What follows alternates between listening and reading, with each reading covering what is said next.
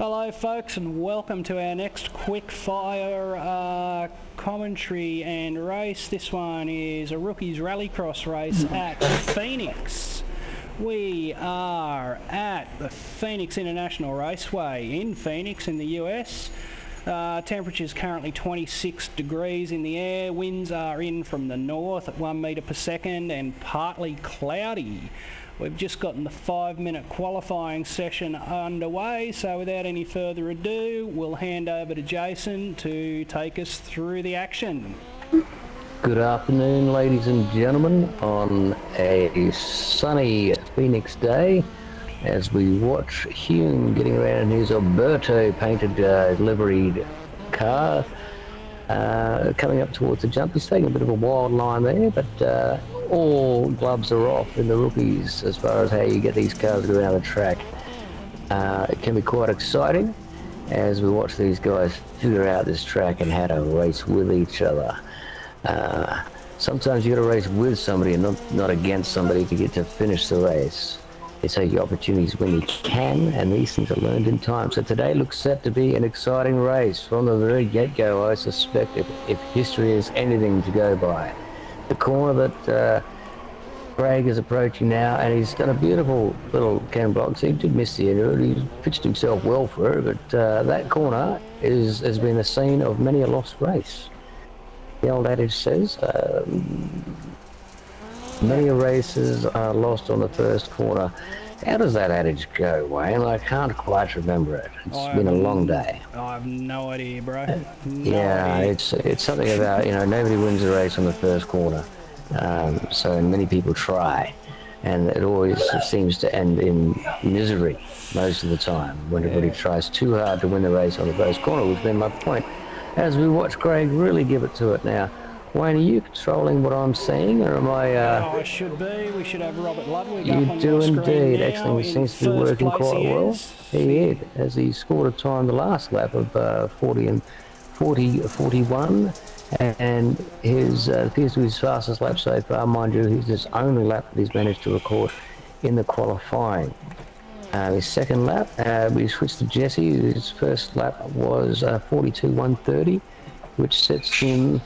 Well, we might have to wait until quali's open before we really see what's going on as far as the numbers are concerned. As he comes down to...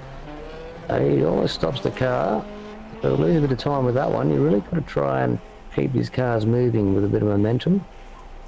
And as he comes up to the jump, there's that nicely. Now, he has completed his qualifying, so if we look at the results, we can see that Robert's from Australia, I believe.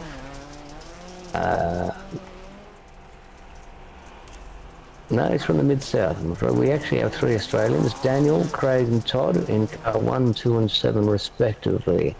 Daniel is in Division 6, and him and Robert Ludwig are the only divisionalised drivers in this race. The rest are rookies. As we wait for the final drivers to get around their laps, watch Christopher Davis in the monster car coming around for finishing out his qualifying, and he unfortunately didn't get to qualify. He must have had a bit of an instant touching something or getting a slowdown or negate any times on a qualifying lap. So we have for the qualifying at the moment with 1:20 to go. We actually don't have any cars on track, so I've got the results up. Robert Ludwig in first on a 40.3. Jesse Gengenbach on a 41.1. Craig Hume on a 41.4. Wade Hinkle on a 43.5. And no times posted for Daniel Bromley, Christopher Davis, Juan Yanez and Todd Richards. Yes, it certainly showed out there that this track is tricky. Now the top guns in this particular track will be looking at times as low as 35.5, if you can believe it. They really know how to put it on around this track. If you ever watch the World Championship guys get around. Myself, I can manage a 36 now and then, but I'd like more of them. And really reaching that level has taken a lot of practice and a lot of laps. which really what motorsports comes down to is practice, and this platform certainly provides that for the drivers as we see the world switch over to it during our current situation that we're all dealing with. I wish everybody the best with that as we look at getting into the main raceway. Getting set for a start. The session is just switching over as we speak. And we'll wait for them to grid up, and then I'll try and give you a sense of where everyone is on the grid. Now this track has a jump in it that's notorious for breaking cars. If you hit this jump too hard, you won't last the 10 laps. Alright, so in first place for this race we've got Robert Ludwig there in the 8 car. In second place is Jesse Gangenbach in the 5 car. In third place we've got Craig Hume in the 2 car. In fourth place we have Wade Hinkle in the 6 car I should say. And then we have yet to take the grid Daniel Bromley in the 1 car. With 1 second to remain, it looks like he might miss out. As the boys take off, somebody has jumped the start. They'll pay for that with an average of a 16 to 22 second penalty. So that's unfortunate for the. Nearly got a jump, I reckon. So yeah, as we watch Robert getting tailed here, and he nearly puts him in the wall, managed to pull it up in time and keep it off that very hard concrete. As we switch up to watch Craig Hume take on this track, he winds himself up with a big jump, settles himself down and tries, but unfortunately he has paid the price of not giving that jump enough respect. As we watch Jesse back in the pits, unfortunately for him, it might be game over depending on the damage he's received. We watch Christopher. He started in 5th position and looks like he's going to be slipped back a few and drops him. He's like in fact winning this, is he, Wayne? We're currently watching the race leader. We are, as I fix my timing screen appropriately.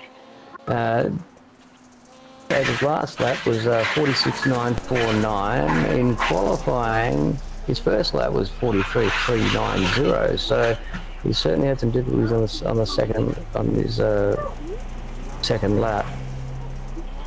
This is the second lap as we watch Robert coming around and really taking a very wide berm around the corner as he comes across the finishing line and gets a time of 43.148, currently running in second place. So we watch our third place maintain his position, and Wade Hinkle has got 47.538. I believe he had difficulty with the jump and he may have damaged his car by the look of it, the way it's twitching. Yes, it does. He's having trouble keeping that one in a straight line, and so car 6 looks like he'll be nursed home by the look of it. He might want to watch some of the drivers, and we have a driver who's taken the Joker as we watch Robert Ludwig come out in front of him still in second position. Looks like he'll maintain that quite nicely with a handy little lead back to third. Christopher Davis. Sorry, who was Christopher Davis in third. Currently on a 41.5. Just had looks like Craig Hume there coming out behind him and just managed to snap him off some. And I'm totally wrong. That wasn't Craig Hume at all. So that's how good my commentary skills are. I'll hand back to Jason. It's all Wayne. I am learning every day, and it is certainly a lot to keep up with when there are only the two of us for this job. So as we watch Wade Hinkle in third position, at least last time I looked, yes, he's still in third position. His last lap of 49.278, really showing how difficult this course can be for the uninitiated. Wade is a rookie. He's climbing the scale a little bit with the I rating, which the I rating really tells you what level of skill they're at and how much success they've had in the races and what position they've come in each race they get into. As we watch Robert unfortunately take a bit of a spin, he's in first position and he want to really get a move on before second place catches him up. As we head out through lap 5 and into lap 6. And here comes Christopher Davis. He probably saw that time and ticked down to see he was getting much closer, a lot quicker than he normally would be, and decided to put the foot down and try and make a real move on the current as he flicks it a little bit wildly across the line. We always like to see a bit of action in the rallycross, and that's no exception from that one. I thought he was going to go into the post, which I personally have done once or twice. And it's a bit of a shock, to be honest, especially if you're in VR. It really adds to it. It's quite amazing. As we watch Wade Hinkle come down into the T1 off the oval onto the rallycross track, and he really is having trouble controlling that car, isn't he, mate? Yeah, he seems to be. He doesn't have too much to worry about though, because positions 4 through to 8 have left the session, so Wade's not going to drop any time. He could actually finish up and he wouldn't lose any more positions. So this is going to be a pretty quiet race in the long run. Well, as we watch Krista Davis, and we can see that our race leader, Robert, is way out in front, half a lap in front, in fact, as he heads down to the last set of dirt left-hand corners, right-hand corners, as he jumps over that and gets the car on the inside of the tarmac. Now, we all know that half a lap away, and eagerly watching this little timer tick down, is our second place runner, Christopher, who's watching that time as the race is off again. Here he comes around the corner. He's hoping that something happens to our race leader in the last 3 or 4 laps. We've got 3 laps remaining. 4 to go. This is as we head into lap. Has anybody here not jokered yet? That's the question. The joker could be the deciding factor. So I just have a quick look, and I see that Robert definitely has jokered, so he looks like he's completed that. He seems to have quite a lead enough to cover that. Depending on how quick he managed to get through the joker, it can be tricky. It looks easy, but it's not. As we watch Christopher, it looks like he's just recovering from a bit of a mishap there on the jump. He's definitely having trouble getting that car to turn right. We can see he's damaged the front end. Looks like he's got some steering issues, but he managed to hook it around that final corner down to the straight. And watching Wade Hinkle nurse this poor broken car home, and he's done well. He's managed to finish the race, and he's picked up a podium in 3rd place, which says a lot about perseverance, does it not? It certainly does. You never ever stop. You just keep going. Keep on going. So 2 laps to go. We're here. 2 laps to go. We're here with Robert Ludwig, as he looks like the only V-dub that's got a minimal of damage. Even though he's still got a bit there from those couple of wall taps. So this is going to be a pretty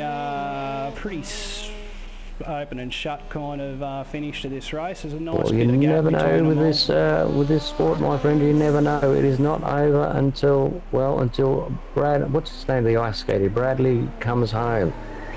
If you remember the World Winter Olympics, where the Australian speed skater managed to come home in first position because he managed to stay on his feet throughout the entire competition. Fantastic job.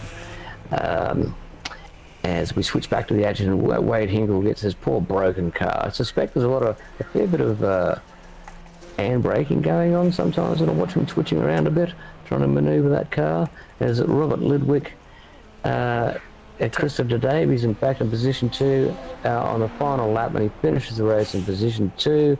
It's a good race. It was a bit of a tough one all around. It looks like everybody except the leader got a bit of damage. Fortunately, the leader being the leader, sometimes we're out front, it's a lot easier, you get a lot of clean air. Back to you. Yeah, so that's the end of the race there. Been a pretty open and shut little rookies with a fair bit of carnage, but you can see your final results there. In first place is Robert Ludwig, second place Christopher Davis, Third's Wade Hinkle, and then the rest of the field that was not running. Craig Hume in fourth, Jesse Gegenbach in fifth. Well, unfortunately, Jesse didn't even make the first lap by the look of it. Yeah, he's managed to pull fifth though. Juan Yanez in sixth, Very nice. Daniel Bromley in seventh, and Todd Richards rounds out the field in eighth place. Well, that was an exciting race, Wayne. I certainly look forward to the next instalment of what the rookies will bring us next, because I tell you, you just never know. You never do know. And as we've said in previous little broadcasts, Digital Global Racing can be found on Facebook and Twitch and Mixer, and a little bit later on YouTube we upload a clean version of the race without any lobby screens. So Oh, and Twitter. we're on Twitter too, are we? Good. And Instagram, I think we're on And as Instagram. well. So, We're yeah, everywhere. We've got it all covered. We've got it all covered. Yeah, so Digital Global Racing is a charity organisation that's trying to help kids with their driver training before they come to the point of getting their learners. If you head to the website, you can check out all of that information about the community youth program and the driver training program on our projects page on the website at all the W's digitalglobalracing.com. And there's also a merch shop there. You can go and buy some stuff to support our good work. And we need all the support that we can now, given the current world crisis. And we can do a lot of good to a lot of people if we're allowed to. So thank you for your support. Wayne.